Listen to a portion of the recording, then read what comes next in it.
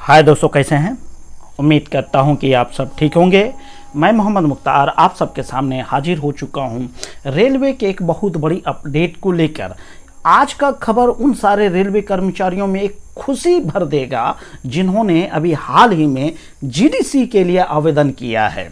और जीडीसी वो एग्ज़ाम है जब रेलवे डिपार्टमेंटल वैकेंसी के तहत अपने एम्प्लॉय में से काबिल लोगों को चुनकर आगे बढ़ने का मौका देती है।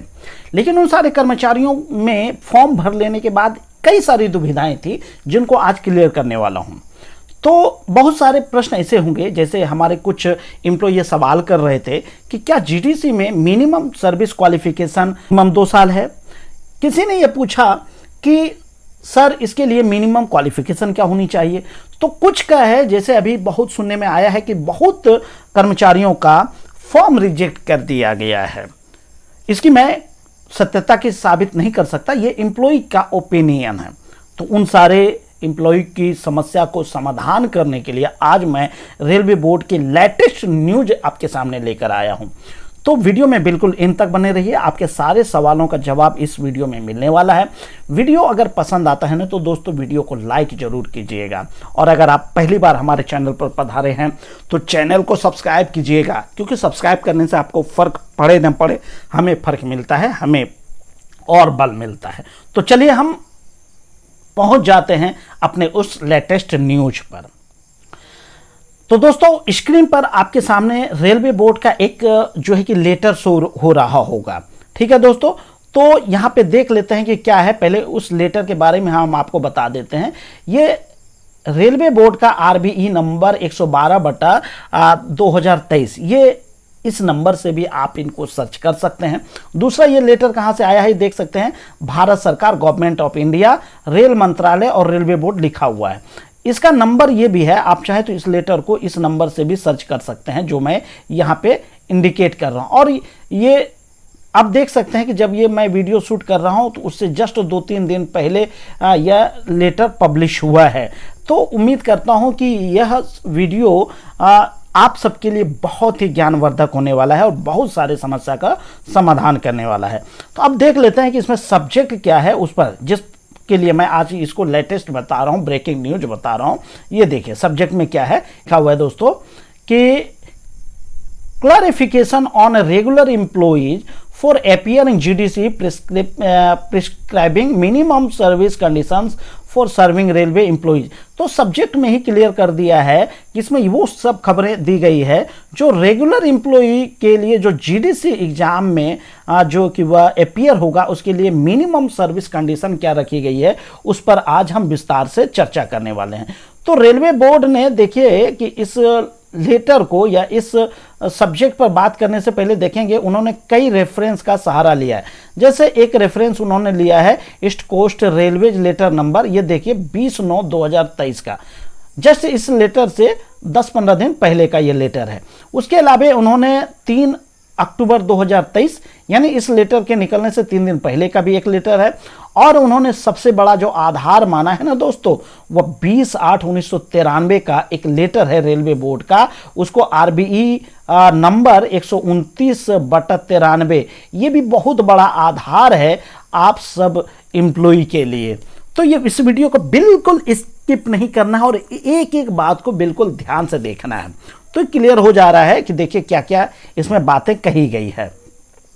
देखिए क्या कही गई है। पहला तो रेलवे ने जो एक समस्या को उठाया कि क्या समस्या थी, यहां देखिए साफ लिखा है, attention is invited to boards letter number, railway boards letter number, ये नंबर दिया है, डेटेड 20/6/2023, आरबीई नंबर 80/2023। इसमें क्या लिखा है, wherein instruction were issued for conducting general departmental competitive examination GDC for filling up of 25% of the direct recruitment quota vacancy.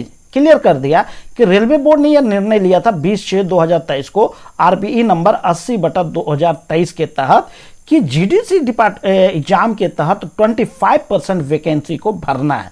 और हम आप जान चुके हैं कि जीडीसी वैसे फॉर्म भरने के लिए वही लोग एलिजिबल है जो रेल में वर्तमान में जॉब कर रहा है, वो भी परमानेंट जॉब में हो। तो क्लियर हो गया कि ये चीज़ें कब हुआ है? अभी हाल ही में, मुश्किल से 4 महीना पहले ये डिसीजन लिया और आज ये समस्या उत्पन्न हो गई मिनिमम सर्विस क्वालिफिकेशन को लेके। ये समस्या तब उत्पन्न हुई है, देख लीजिए कि क्या है।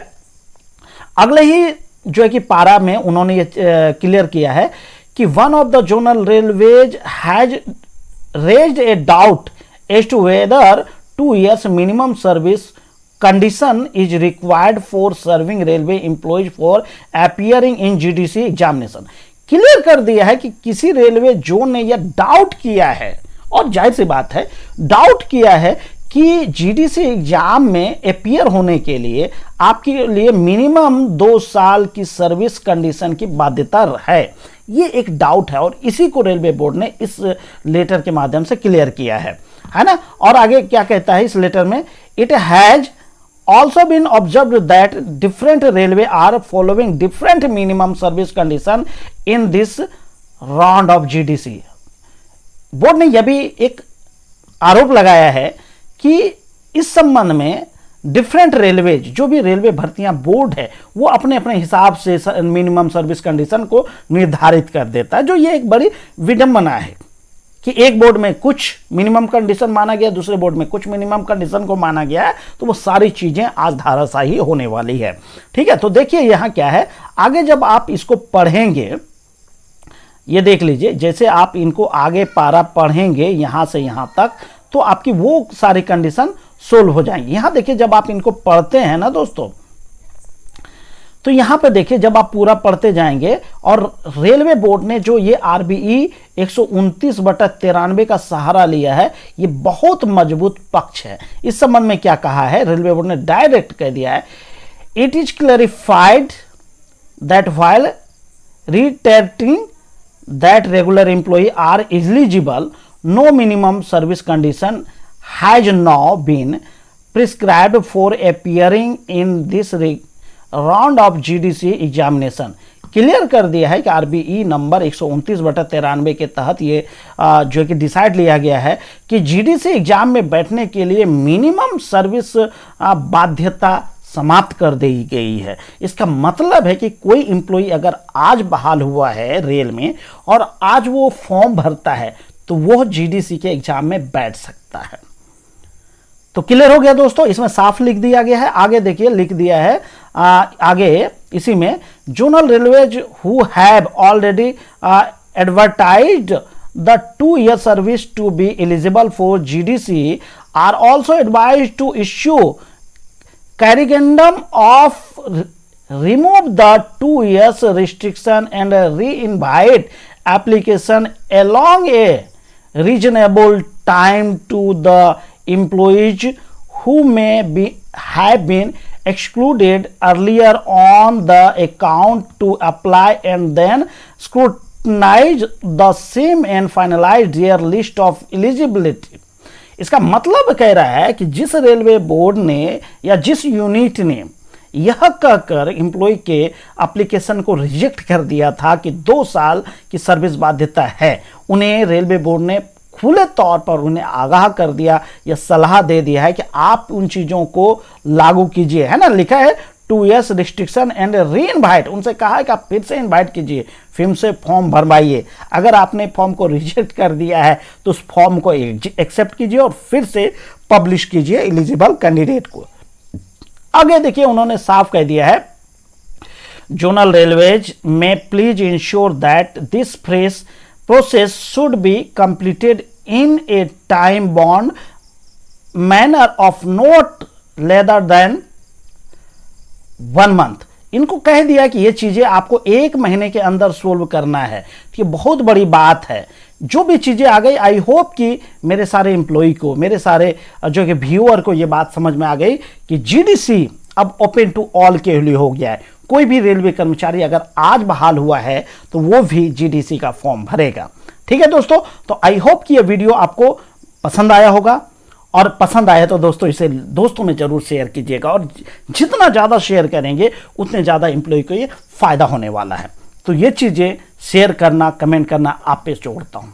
तो चलिए मिलते हैं किसी अन्य वीडियो में, तब तक के लिए खुश रहिए, आबाद रहिए। जय हिंद, जय भारत।